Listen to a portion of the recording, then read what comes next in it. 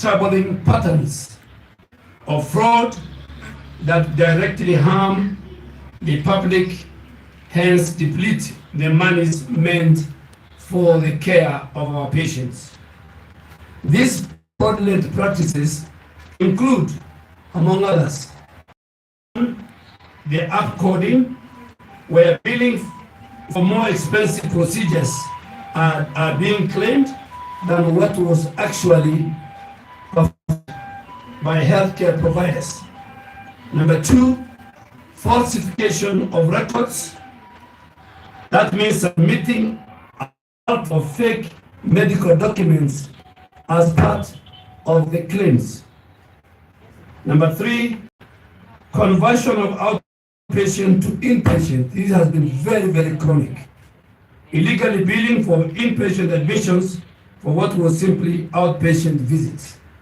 And I'm sure there are many Kenyans who have come out who said we visited hospitals, we were treated, we went home, but the same hospitals have, after the patient has left, have billed the social health authority for 10, 20 days of admission. So they were turning outpatients into inpatients.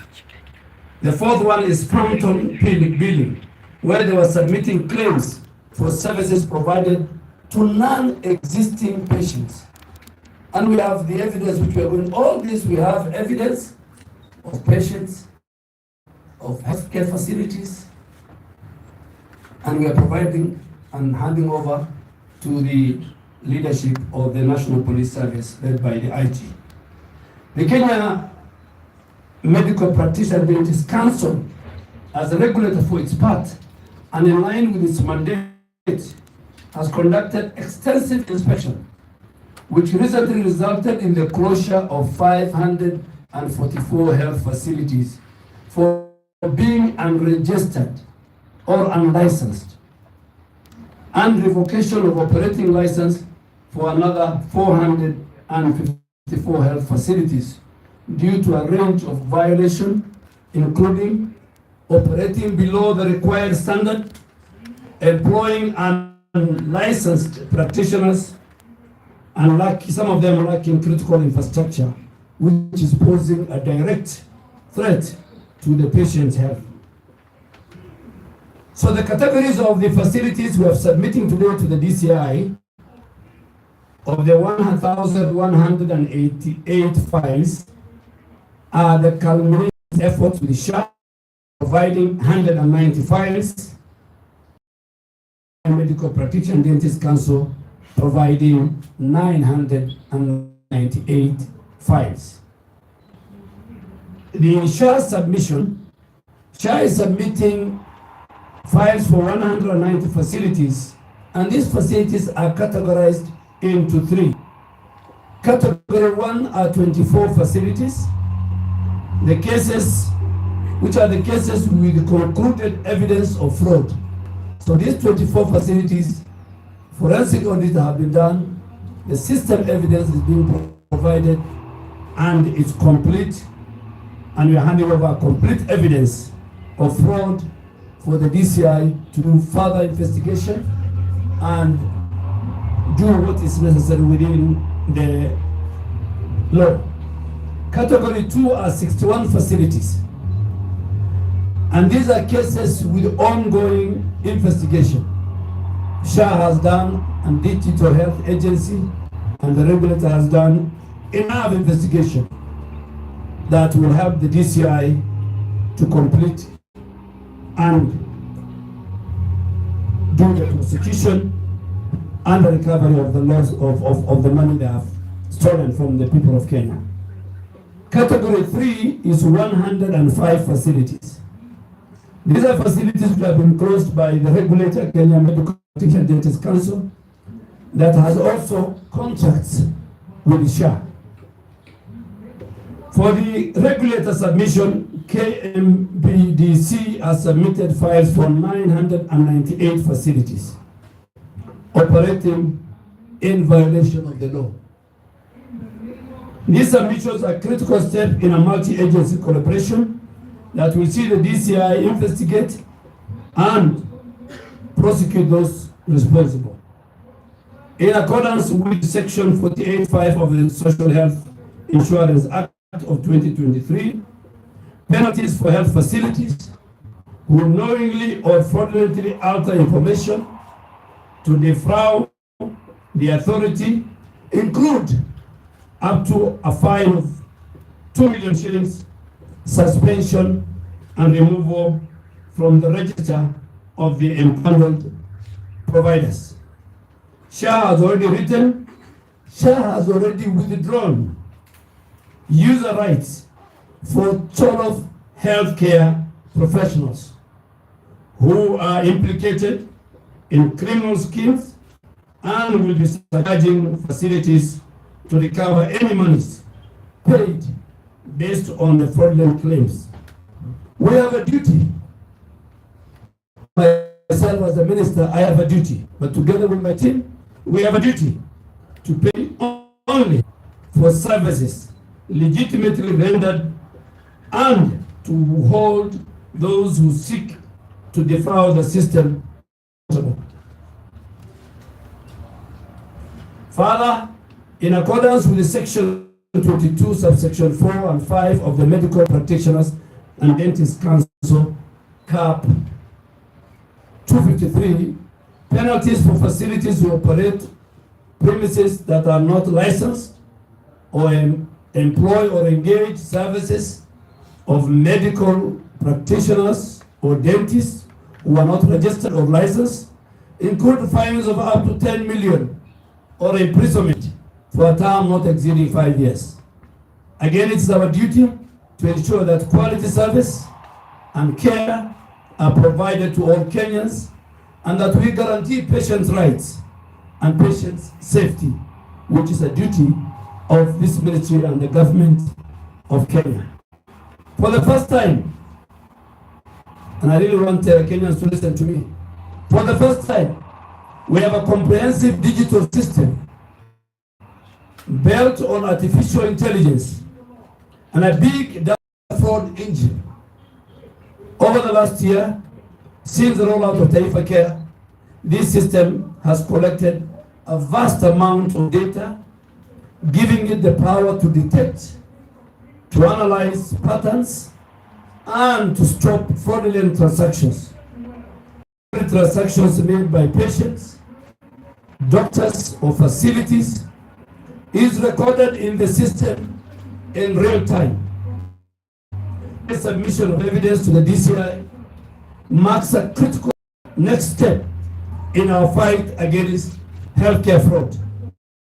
We have established a joint multi-agency investigation team with officers from the DCI, the Ministry of Health, SHA, KMPDC, and the Digital Health Agency. This team will work closely to ensure that all the perpetrators, be they facility owners, or doctors, or patients, face the full force of the law. Let me be very, very clear. Let me be very clear. As previously warned, any facility, any doctor, or any patient involved in fraud is now under the jurisdiction of our criminal justice system, who are present here today and will be prosecuted to the fullest extent of the law. We call on all Kenyans of goodwill to continue their vigilance and support in this fight against fraud. Please report any concerns or information regarding fraudulent activities to SHA via the toll-free number 147. Your participation is vital to securing a healthy future for our nation.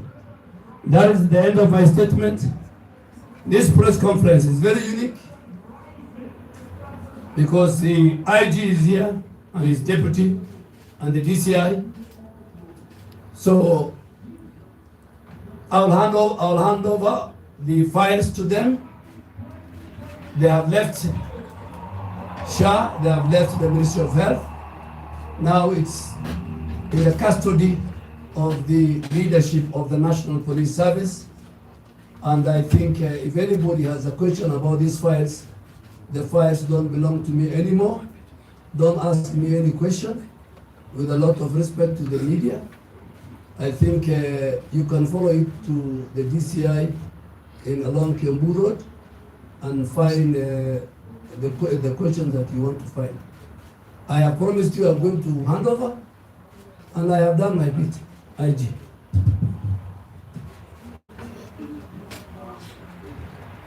Thank you very much, Waziri.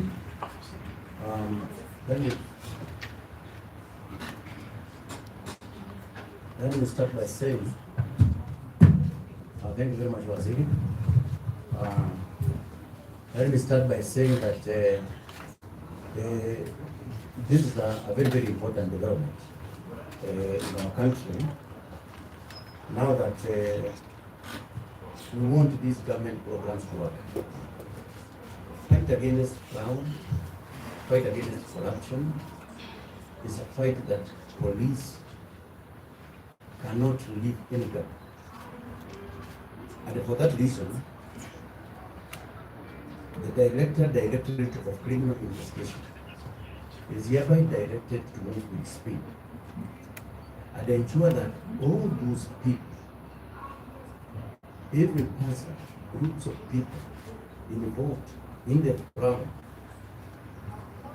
against health plus services are brought to book and they have their day before the courts of law so that they can be able to answer the issues before them.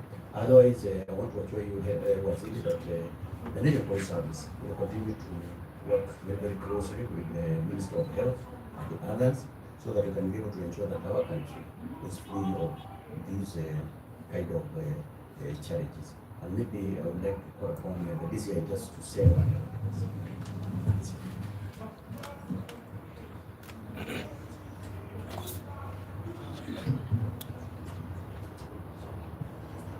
Thank you very much, CS. Thank you very much, IG. Mine is to join and confirm that we have today, afternoon, received a total of 1,188 files from the Ministry of Health. Just like the IG has said, as officers of the National Police Service, we value the importance of social health and its impact on our national security. And that's why we are here today, thanking the CS and assuring the country that this exercise will be taken very, very seriously. We shall investigate the matter very, very promptly and make sure that all the culprits are identified and prosecuted, regardless of their social status, regardless of their political persuasion. In addition to the prosecution, we are also bringing on board other law enforcement agencies to make sure that we identify and trace the proceeds and the instrumentalities of the crime, so that we start instituting the restitution proceedings. At this juncture, perhaps we will ask for support from the ministry and the management of SHA, so that we are able to expedite our investigations. And as the DCI, we shall be providing regular updates on the status of the investigations as and when necessary. Thank you. Thank you. Let me hand over.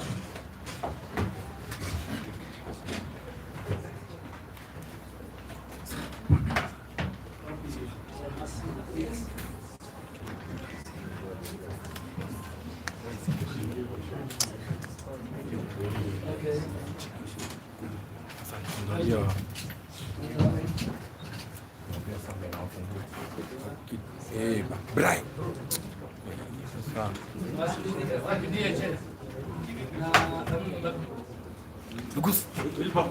And we are not hiding the files.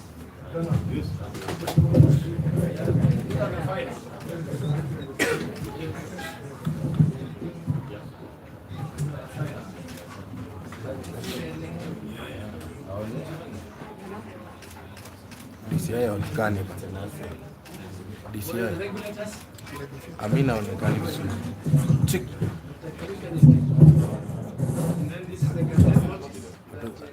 Hatumwoni Amin vizuri.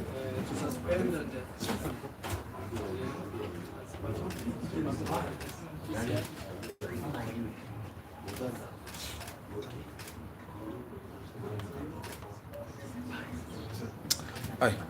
Okay, thank you very much.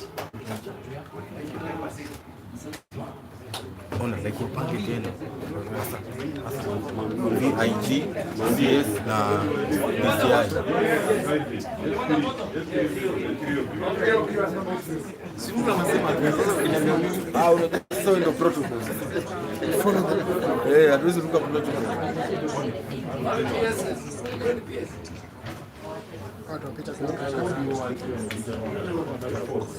No, we okay.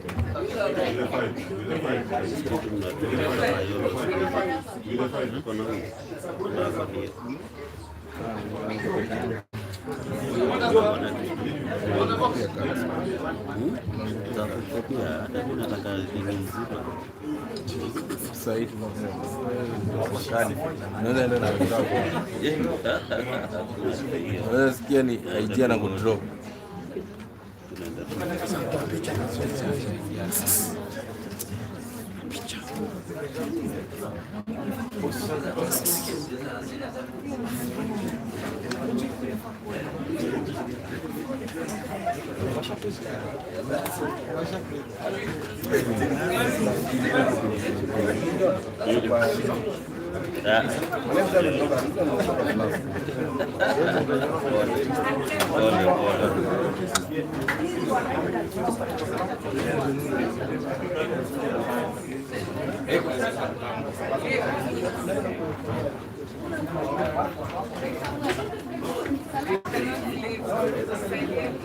Wewe nenda baga kwa kwa. Ai, mzai.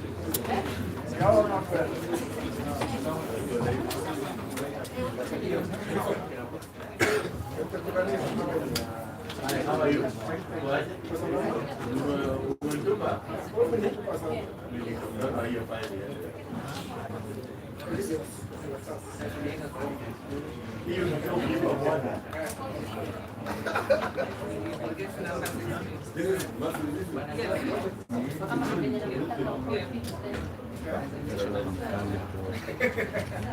Ndio. Ni moja date. Ni kali. Unatafuta hiyo. Wewe umeificha. Lakini umeipata. Umeipata.